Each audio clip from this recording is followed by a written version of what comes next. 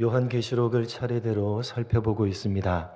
요한계시록은 얼핏 보면 상당히 복잡한 내용인 것 같아 보이지만 내용적으로 정리를 해보면 그 전체 구조가 아주 간단합니다. 첫째, 종말의 기간의 교회 공동체 안에서 일어나는 일들. 둘째, 종말의 기간에 교회 공동체 밖, 즉 세상에서 일어나는 일들. 그리고 세 번째, 결론으로 교회 공동체 안에 속한 사람들의 혼인잔치와 세상에 속한 사람들에 대한 심판, 이렇게 세 가지 내용으로 구성되어져 있습니다.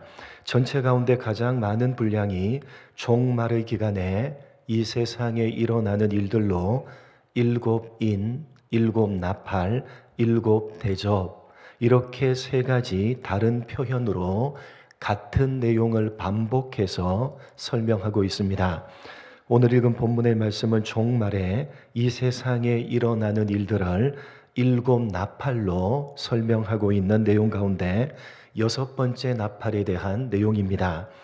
여섯 번째 천사가 나팔을 불자 한 음성이 여섯 번째 나팔을 가진 천사에게 들리는데 그 내용은 큰 강 유브라데에 결박한 네 천사를 놓아주라는 것이었습니다. 그래서 네 천사를 놓아주었더니 그 천사가 2만만의 군대를 이끌고 사람들을 해하더라 라는 내용입니다. 이 여섯 번째 나팔에 대한 대표적인 잘못된 해석은 이런 것입니다. 이 세상의 종말의 때 마지막 전쟁, 소위 아마겟돈 전쟁이 일어나게 되는데 그 마지막 전쟁은 2만만 명의 군대와 이스라엘 간의 전쟁이 될 것이다. 그렇다면 2만만 명의 군대는 어느 나라 군대를 의미하느냐? 중국 아니면 인도를 의미한다. 왜 중국이나 인도입니까? 여러분, 2만만은 몇 명입니까? 2만만, 2만의 만이니까 2만 곱하기 만 몇 명이죠? 2억 명의 군대를 의미하는 것입니다. 여러분, 이 지구상에 2억 명의 군대를 보유할 수 있는 나라는 어디입니까? 적어도 인구가 10억 이상이 되는 나라 정도는 돼야 되니까 중국 혹은 인도밖에 없다는 것입니다. 그래서 이 여섯 번째 나팔의 내용은 종말에 중국이나 혹은 인도가 2억 명의 군대를 이끌고 이스라엘을 공격해서 전쟁이 일어나게 될 것인데 이것이 세상의 마지막 전쟁, 아마겟돈 전쟁이다 라는 해석입니다. 누차 말씀드렸듯이 이 요한계시록에 나오는 상징과 비유적인 표현들은 그냥 그럴듯하게 아무 내용이나 끌어와서 갖다 붙이면 곤란합니다. 여러분 생각해 보십시오. 만약에 이 여섯 번째 나팔의 내용이 중국 혹은 인도 아니면 여러 나라들의 연합군들 2만만 명, 2억 명의 군대와 이스라엘 간의 전쟁이 벌어질 이 세상의 마지막 전쟁이라면 약 2000년 전 이 요한계시록을 적었던 사도 요한이나 이 계시록을 편지로 받아봤던 당시의 그리스도인들에게는 의미가 있겠습니까? 없겠습니까? 의미가 전혀 없지 않겠습니까? 중국이나 인도 아니면 연합군들을 2억 명 모아서 이스라엘과 전쟁을 벌이는 세상의 마지막 전쟁이다 라고 해석을 해버리면 초대교회 당시의 저들과는 전혀 상관이 없어져 버립니다. 그런 상관이 없는 내용을 요한이 왜 편지로 적어서 당시 그리스도인들에게 보냈겠습니까? 상식적으로 생각을 해봐도 옳지 않는 해석입니다. 이 요한계시록은 당시 초대교회 성도들에게도 또 지난 2000년의 역사 가운데 살아갔던 그리스도인들에게도 그리고 오늘을 살고 있는 우리들에게도 모두 다 해당되는 내용이고 앞으로 주님이 오시는 그날까지 해당되는 내용입니다. 그래서 사도 요한은 아무렇게나 상징과 비유들을 사용한 것이 아니라 초대교회 당시에도 지난 2000년의 역사 속에서도 그리고 오늘날 모든 그리스도인들이 변함없이 사용하고 있는 구약 성경에 나오는 상징과 비유를 가지고 이 요한계시록을 기록한 것입니다. 그렇다면 이 6번째 나팔의 내용은 어떤 의미를 담고 있는 것입니까? 먼저 우리는 이 6번째 나팔의 내용이 본문 13절에서 보듯이 하나님 앞 금제단 넷불에서 들려진 한 음성에서 시작되었다는 사실을 주목해야만 합니다. 여러분이 하나님 앞 금제단은 오늘 여기 이 본문에 처음 등장하는 것이 아니라 이미 계시록에 등장한 것입니다. 우리가 이미 살피고 지나왔던 것들입니다. 이 금제단이 무엇을 위한 제단인지 생각이 나십니까? 우리가 이미 살피고 지나온 내용입니다. 찾아보겠습니다. 계시록 6장 9절로 11절 말씀입니다.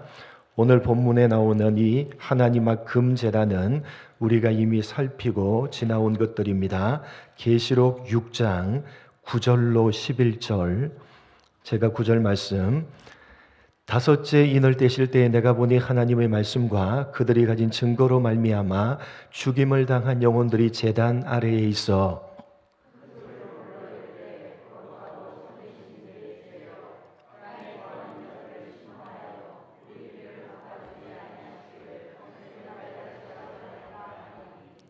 같이 읽겠습니다. 각각 그들에게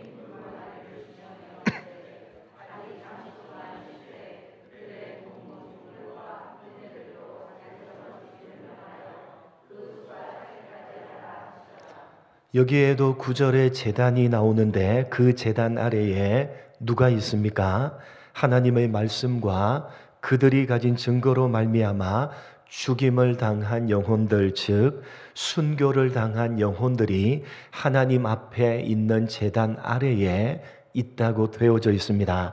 그러니까 이 제단은 땅에 있는 제단이 아니라 하늘에 있는 제단입니다. 그 하늘 제단 아래에 순교를 당한 영혼들이 무엇이라고 외치고 있습니까? 10절 이하를 보시면 대주제여 땅에 거하는 자들을 심판하여 우리 피를 갚아주지 아니하시기를 어느 때까지 하시려 합니까? 라고 외치고 있습니다. 무슨 말입니까? 이 순교를 당한 영혼들이 자신들의 피를 흘리게 한 땅을 심판하여 달라고 하나님께 요청을 하고 있는 것입니다. 그러니까 이 제단은 땅의 심판과 관련이 있는 제단입니다. 한 군데 더 찾아보겠습니다. 계시록 8장 3절로 5절입니다. 계시록 8장에도 이 금제단이 등장합니다. 계시록 8장 3절로 5절, 제가 3절, 또 다른 천사가 와서 제단 곁에 서서 금향로를 가지고 많은 향을 받았으니 이는 모든 성도의 기도와 합하여 보좌 앞 금제단에 드리고자 함이라.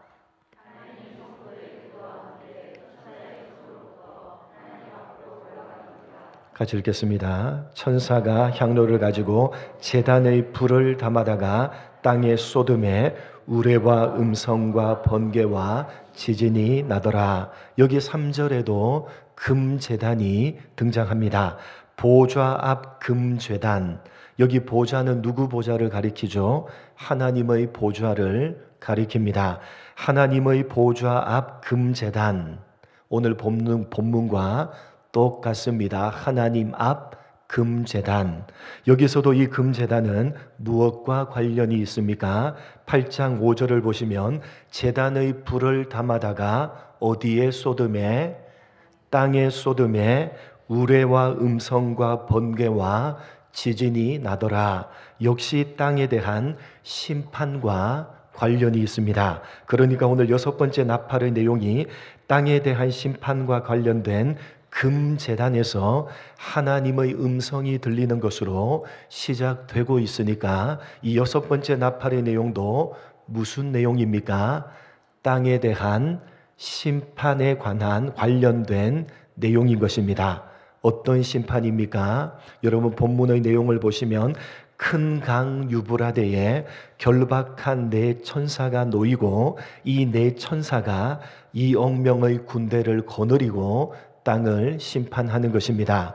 네 천사라는 표현은 동서남북, 그러니까 사방으로 피할 곳이 없는 심판이다 라는 의미이고, 2만만 즉 2억 명의 마병대라는 표현은 엄청난, 너무나도 강력하고 무시무시한 심판이다 라는 의미입니다.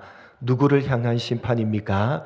금제단에서 확인을 했듯이 땅에 대한 심판입니다. 여러분, 땅이란 무엇을 의미합니까? 계시록 6장에서 순교를 당한 영혼들이 어떻게 외쳤습니까?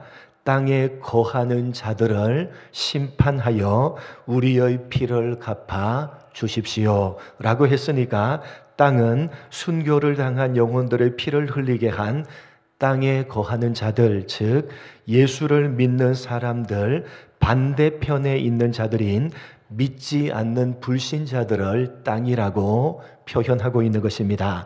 그래서 오늘 6번째 나팔에서 이 하나님의 심판을 행하는 결박한 네 천사, 참고로 여기 결박한이라는 표현은 나쁜 표현이 아니라 좋은 표현입니다. 어떤 사람들은 결박한 천사니까 뭔가 잘못을 해서 결박을 당했다가 노임을 받은 천사, 그래서 나쁜 천사라고 해석을 하는데, 우리나라 말로 번역된 결박한이라고 하는 단어는 성경 원어로 데오마이라는 단어로 정확한 뜻은 하나님께 매였다 라는 의미입니다. 하나님께 매인 천사, 나쁜 표현이 아니라 좋은 표현입니다. 하나님께 매여서 하나님의 심판을 대행하는 네 천사가 어디에서 심판을 합니까? 큰 강 유브라데에 놓여서 심판을 행하는 것으로 되어져 있습니다. 그렇다면 큰 강 유브라데는 어디를 말하는 것입니까? 여러분, 이 내용이 어디에 대한 심판? 땅에 대한 심판. 땅에 대한 심판이란 누구에 대한 심판? 땅에 거하는 예수를 믿는 자들의 반대편에 서 있는 믿지 않는 자들을 가리킨다고 되어져 있습니다. 그래서 여러분, 유브라데라고 하는 표현을 쓰고 있는 것입니다. 이 심판이 유브라데라는 강에서 일어난다 라고 되어져 있는 것입니다. 찾아보겠습니다. 이사야 11장 15절 16절, 왜 유브라데라는 표현을 쓰는지 한번 잘 보십시오. 유브라데, 여러분 11장 15절 16절 두 절 말씀 같이 읽겠습니다. 시작.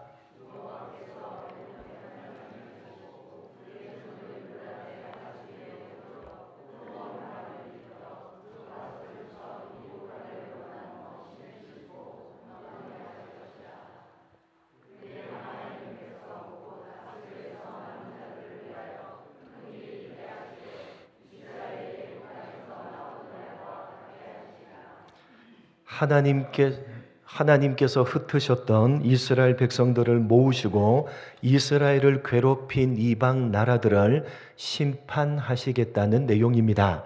그런데 이런 표현을 하십니다. 15절에 여호와께서 애굽 해만을 말리시고 그의 손을 유브라데 하수 위에 흔들어 뜨거운 바람을 일으켜 그 하수를 쳐서 7 갈래로 나누고 신을 신고 건너가게 하실 것이라. 하나님께서 애굽을 심판하신다는 것을 애굽 해만을 말리시는 것으로 표현하고 있고, 아수르를 심판하신다는 것을 유브라데 하수에 뜨거운 바람을 일으켜 7 갈래로 나누는 것으로 표현하고 있습니다. 그러니까 유브라데라고 하는 것은 하나님의 백성들을 괴롭히고 대적하는 나라를 상징하는 표현입니다. 실제적으로 여러분, 이 유브라데 강은 역사적으로 이스라엘을 가장 괴롭혔던 아수르와 바벨론 그리고 페르시아 이런 나라들을 관통하는 강인 것입니다. 그래서 구약 성경에 유브라데 강이라고 하는 표현은 하나님의 백성들을 괴롭히고 대적하는 이방 나라들을 상징하는 표현인 것입니다. 바로 이런 구약적인 내용을 끌어와서 큰 강 유브라데에 하나님의 심판을 대행하는 네 천사가 놓여서 그 유브라데, 즉 하나님의 백성들을 대적하는 자들, 이 땅에 거하는 믿지 않는 자들을 심판하신다 라고 표현하고 있는 것입니다. 근연 월시라는 표현은 하나님이 정하신 때를 말하는 것이고 3분의 1을 죽이신다는 것은 땅에 있는 자들 모두에게 해당되는 심판이 아니라 믿지 않는 자들에게만 해당되는 제한된 심판이다 라는 의미입니다. 그러니까 종합해서 말씀을 드리면 오늘 이 6번째 나팔의 내용은 종말의 기간에 하나님께서 하나님의 백성들을 대적하는 믿지 않는 사람들을 심판하시는데 그 심판은 이만만 너무나도 강력하고 무시무시한 심판이 될 것이다 라는 내용입니다. 여러분, 종말의 기간이 언제입니까? 언제 이런 무시무시한 심판이 땅에 거하는 믿지 않는 자들에게 행해지는 것입니까? 언제? 종말의 기간에. 여러분, 종말이 언제입니까? 이 세상의 마지막 순간이 아니라 성경이 말하는 종말은 예수님께서 승천하시고 난 이후부터 지금까지, 그리고 앞으로 예수님께서 재림하실 때까지, 승천하신 이후로부터 재림하실 때까지 그 전체 기간이 종말입니다. 그 종말의 기간에 하나님께서 믿지 않는 자들을 심판하시는데 그 심판은 너무나도 강력하고 무시무시한 심판이다 라는 의미입니다. 여러분, 좀 이상하지 않습니까? 종말이 언제라고요? 예수님이 승천하시고 난 이후 이 요한계시록을 편지로 보냈던 사도 요한이 아직 생존해 있을 바로 그때로부터 지난 2000년 동안, 그리고 지금 현재, 그리고 앞으로 예수님께서 재림하시기 그 전까지 그 전체 기간이 종말입니다. 그 종말의 기간에 하나님께서 믿지 않는 자들을 너무나도 강력하고 무시무시한 심판으로 심판하신다는 것이 오늘 6번째 나팔의 내용인데, 우리가 보기에는 하나님께서 심판을 하십니까? 하시지 않으십니까? 하시는 것 같아 보입니까? 하시지 않으시는 것 같아 보입니까? 하시지 않잖아요. 그렇지 않습니까? 이 요한계시록을 편지로 받아본 당시를 한번 생각해 보십시오. 하나님의 백성들을 괴롭히고 대적했던 가장 큰 세력인 로마는 승승장구하고 있었습니다. 지도자인 사도 요한은 그 로마에 의해서 밤모섬에 갇혀 있었고, 하나님을 믿는 성도들은 로마에 의해서 지하 감옥에 갇히고 사자밥이 되고 있었습니다. 그런데 무슨 믿지 않는 사람들에 대한 무시무시한 심판입니까? 여러분, 멀리 갈 것도 없이 오늘날을 한번 생각해 보십시오. 지금 이 종말의 기간인데 믿지 않는 사람들이 강력하고 무시무시한 심판을 받고 있습니까? 받고 있지 않습니까? 심판은 무슨 심판입니까? 오히려 믿지 않는 사람들이 더 잘 먹고 더 잘 사는 것 아닙니까? 도대체 어떻게 된 것입니까? 이 6번째 나팔의 내용은 도대체 뭡니까? 성경이 잘못된 것입니까? 아닙니다, 여러분. 누가 잘못된 것입니까? 우리들이 잘못된 것입니다. 예수님이 승천하신 후 초대교회 때로부터 지금까지 믿지 않는 자들은 심판을 받았습니다. 지금도 저들은 심판을 받고 있습니다. 앞으로도 저들은 심판을 받을 것이고, 그리고 마지막 순간에 최종적인 심판이 저들에게 떨어질 것입니다. 그 심판은 오늘 6번째 나팔이 말하고 있듯이 너무나도 강력하고 무시무시한 심판입니다. 여러분, 오늘 이 6번째 나팔의 내용을 한번 잘 살펴보시기 바랍니다. 믿지 않는 자들이 강력하고 무시무시한 심판을 받게 되는데, 그 심판의 내용이 뭡니까? 어떤 심판입니까? 17절 이하를 보시면 불과 연기와 유황으로 사람 3분의 1이 죽임을 당하는 심판이다 라고 되어져 있어서, 그 내용이 무엇인지를 명확하게 알 길이 없지만 그 뒤에 이어지는 내용, 이 심판으로 죽지 않고 남은 사람들의 모습을 보면 오늘 6번째 나팔이 말하는 심판이 어떤 것인지를 짐작할 수가 있습니다. 여러분, 본문 20절, 21절, 이 심판에서 살아남은 자들이 어떤 모습이라고 묘사하고 있는지를 잘 보시기 바랍니다. 2절 같이 읽겠습니다. 시작.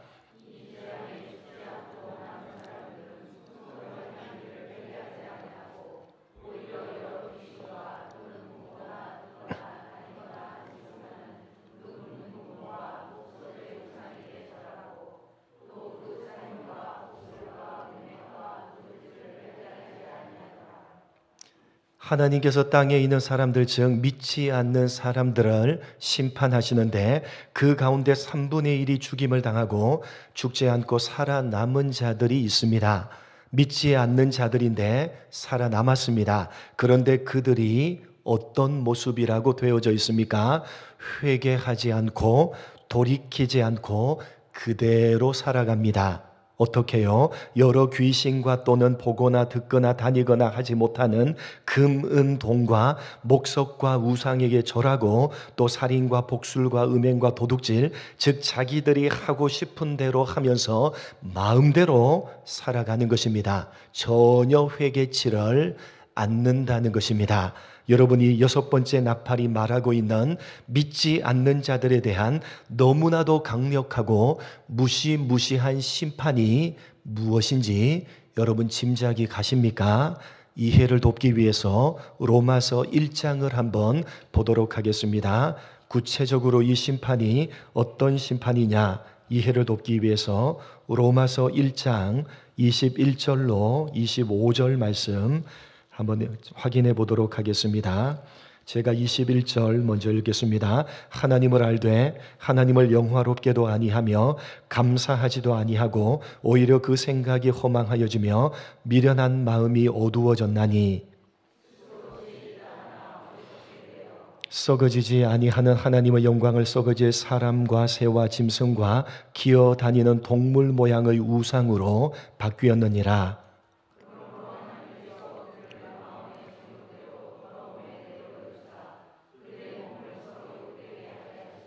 같이 읽습니다. 이는 그들이 하나님의 진리를 거짓 것으로 바꾸어 피조물을 조물주보다 더 경배하고 섬김이라. 주는 곧 영원히 찬송할 이시로다. 여러분 28절 같이 읽겠습니다. 시작. 또한 그들이 마음에 하나님 두기를 싫어하며 하나님께서 그들을 상실한 마음대로 내버려 두사 합당하지 못한 일을 하게 하셨으니, 여러분 하나님이 어떻게 하셨다고 되어져 있습니까? 그들을 마음의 정욕대로 더러움에 어떻게 하셨다? 그냥 내버려 두사. 28절도 그들이 마음에 하나님 두기를 싫어하며 하나님께서 그들을 상실한 마음대로 어떻게 하셨다? 내버려 두셨다 라고 되어져 있습니다. 하나님께서 그냥 내버려 두시는 것입니다. 최고의 심판이요 최고의 저주입니다. 하든지 말든지 하나님께서 그냥 내버려 두시는 것입니다. 무슨 애정이 조금이라도 남아 있어야지만 잔소리를 하든지 때리든지 하는 것 아닙니까? 그냥 내버려 둔다는 것은 애정이 단 한 조각도 남아 있지 않다는 것입니다. 포기했다는 것입니다. 괄호받기라는 것입니다. 제일 무서운 심판이요, 제일 무서운 저주입니다. 오늘 6번째 심판이 바로 그것을 이야기하는 것입니다. 하나님 이외의 다른 것들을 섬깁니다. 금과 은과 동을 따라서 살아갑니다. 자기가 좋을 대로 자기 마음대로 행하고 살아가도록 하나님께서 그냥 내버려 두시는 것입니다. 하나님께서 아무런 간섭을 하지 않으시는 것입니다. 하나님께서 단 한 조각의 애정도 가지지 않으시고 그냥 무관심하고 포기해 버리시는 것입니다. 최고로 무시무시한 심판입니다. 여러분, 우리는 자꾸만 세상적인 기준을 가지고 잘 되느냐 안 되느냐, 잘 사느냐 못 사느냐로 복과 저주를 판단하기 때문에, 지극히 세속적이기 때문에 믿지 않는 자들이 도대체 무슨 심판을 받고 있는 것이냐라고 생각을 하는데, 성경은 그것이야말로 최고로 무시무시한 심판이라고 가르치는 것입니다. 여러분, 하나님께서 그냥 내버려 두시면 그 인생은 끝입니다. 더 이상 소망이 없습니다. 더 이상의 기회가 없는 것입니다. 세상적으로 아무리 많은 것들을 소유하고 있고 세상적으로 아무리 잘났다 할지라도 그것은 그리 길지가 않는 것입니다. 하나님께서 단 한 조각의 애정도 가지지 않으시고 그냥 포기해버리시면 그것보다 더 비참한 인생은 없는 것입니다. 사랑하는 성도 여러분, 돌이킬 기회조차 없는 자들, 하나님께서 이미 포기해버리신 자들, 하나님 없는 자들을 부러워하지 마시기 바랍니다.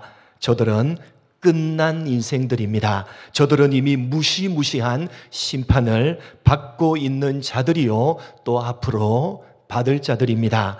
여러분, 하나님 안에 있음을 감사하시기 바랍니다. 하나님께서 무한한 애정과 관심을 가지고 계시는 하나님의 백성이 되었음에 감사하시고 또 감사하시기 바랍니다. 하나님의 백성들을 대적하는 로마는 승승장구하고 있고, 그 로마의 하나님의 백성들은 온갖 고난과 어려움을 겪고 있었습니다. 예수를 믿는다는 이유 하나만으로 지하 감옥에 갇히고 매를 맞으며 온갖 사회적인 불이익을 당하며 굶주린 사자의 한 끼 식사거리가 되었고, 지도자인 요한마저도 밤모섬에 갇혀 있었습니다. 그런 절망적인 현실 앞에서 실망하고 낙담하고 있는 성도들에게 이 6번째 나팔이 큰 소리로 외치는 것입니다. 성도된 너희들이야말로 진짜 복된 자로다. 하나님 없는 저들을 부러워하지 말라. 저들은 바람에 나는 겨와 같도다. 하나님께서 너희에게 관심이 있으시고 너희에게 무한한 애정을 가지고 계시니라. 여러분, 오늘 6번째 나팔을 통해서 들려주시는 하나님의 음성을 귀 있는 자가 되셔서 듣고 마음에 새기시기 바랍니다.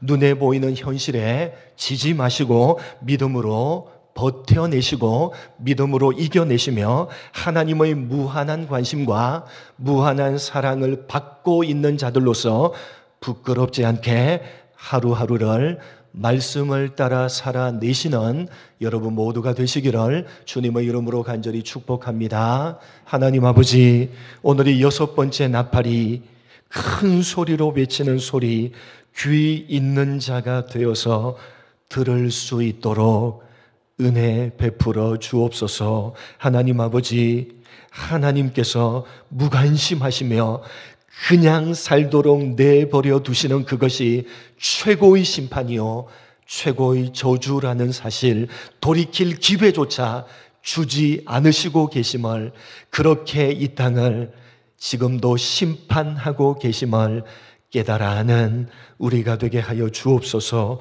하나님 아버지, 그러나 우리는 무한한 애정을 가지시고 무한한 관심을 가지시고 우리를 인도하시며 간섭하시는 하나님의 백성 되었다는 사실을 가슴에 새길 수 있는 우리 모두가 될 수 있도록 은혜 베풀어 주옵소서. 눈에 보이는 현실에 지지 않게 하시고 악인의 형통을 부러워하지 않게 하시고 믿음으로 이겨내며 믿음으로 버텨내며 하나님의 무한한 관심과 사랑을 받는 자들로 부끄럽지 않게 하루하루를 말씀을 따라 살아내는 우리 모두가 될 수 있도록 복에 복을 더하여 주옵소서. 감사하오며 예수님의 이름으로 기도드립니다.